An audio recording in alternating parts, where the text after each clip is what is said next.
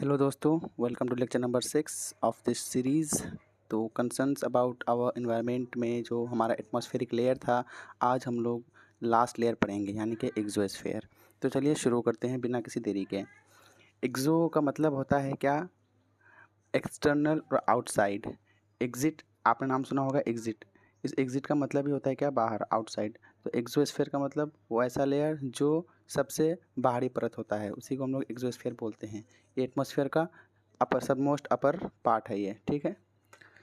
इसका रेंज कहाँ से कहाँ तक? 500 किलोमीटर से 700 किलोमीटर तक फैला हुआ है ये। यहाँ पे हवा की डेंसिटी सबसे कम होगी, जाहिर सी बात है कम होगी, क्योंकि मैक्सिमम परसेंटेज ऑफ एयर था हमारा ट्रोपोस्फियर में। फिर जो कुछ बचा खुचा था वो आ गया स्ट्रेटोस्फियर में, फिर उससे जो बचा खुचा था वो आ गया मेसोस्फियर में, फिर थर्मोस्फियर में, फिर आयोन एक्सोस्फियर में, ठीक। तो यहाँ पे सबसे लोएस्ट डेंसिटी रहती है एयर की, ठीक है। और इस परत में हाइड्रोजन, हीलियम और एटॉमिक ऑक्सीजन पाए जाते हैं।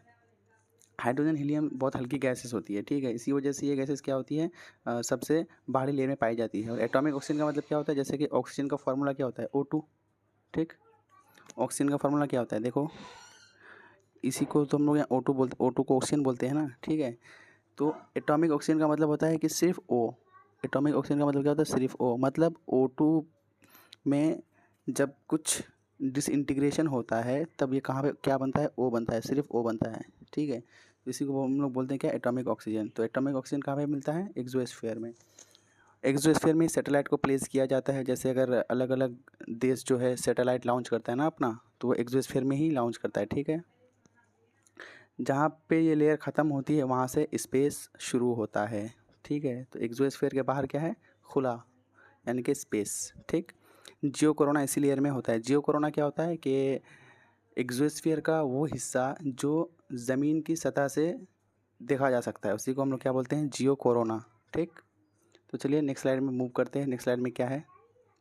नेक्स्ट स्लाइड है हमारा ओजोन लेयर के बारे में।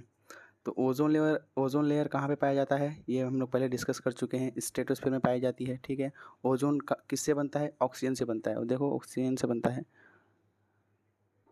एक मिनट रुको, देखो ये वाला पार्ट, देखो ये वाला पार्ट।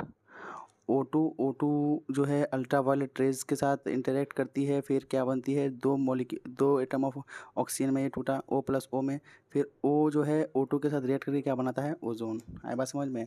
तो एक जो मॉलिक्यूल ऑफ O2 है वो अल्ट्रा वायलेट रेज जब उस पर पड़ती है तो ये एटॉमिक ऑक्सीजन में टूट जाता है। फिर वो जो एक एटम जो है एटॉमिक ऑक्सीजन का, वो O2 के साथ रिएक्ट करके ओजोन बनाती है, ठीक है। ओजोन का काम क्या है? ओजोन अल्ट्रा वायलेट रेज को जज़्ब कर लेती है, ठीक। जो सन से जो यूवी रेज आती हैं जिससे स्किन कैंसर होता है, उसको ओजोन लेयर एब्जॉर्ब कर लेती है। जैसे फिर नेक्स्ट क्या लिखा हुआ है कि यूवी रेज की वजह से स्किन कैंसर होता है। उसके बाद ओजोन की कमी की वजह क्या है? क्लोरोफ्लोरोकार्बन। क्लोरोफ्लोरोकार्बन क्या होता है? जैसे कि हम लोग फ्रिज में इस्तेमाल करते हैं, जो एसी में इस्तेमाल करते हैं, तो वो जो कूलेंट का काम करती है, जिसको हम लोग रेफ्रिजरेंट बोलते हैं, तो उससे जो गैस निकलती है क्लोरोफ्लोरोकार्बन, वही ओजोन लेयर को डिप्लीट करती जा रही है, ठीक है। और ओजोन लेयर अगर डिप्लीट अगर हो गया तो यूवी रेज सतह ज़मीन तक पहुंच जाएगी और बहुत सारे लोग स्किन कैंसर का शिकार हो सकते हैं, ठीक है।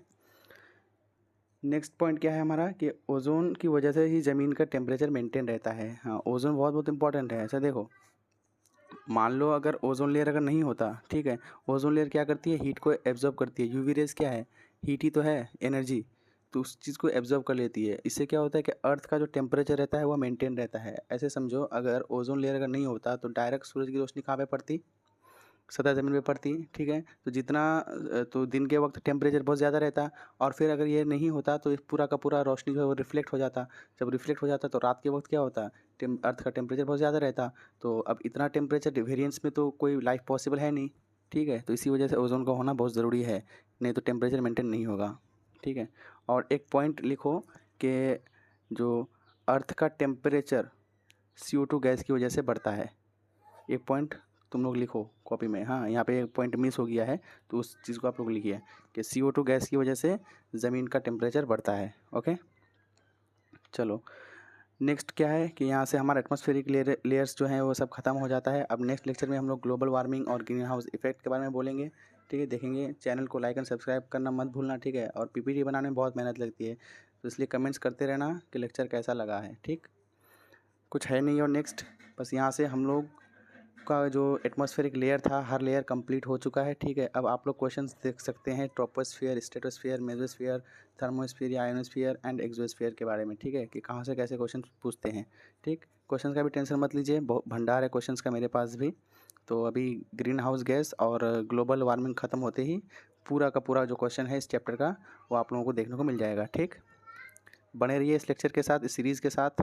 तब तक के लिए धन्यवाद, बाय।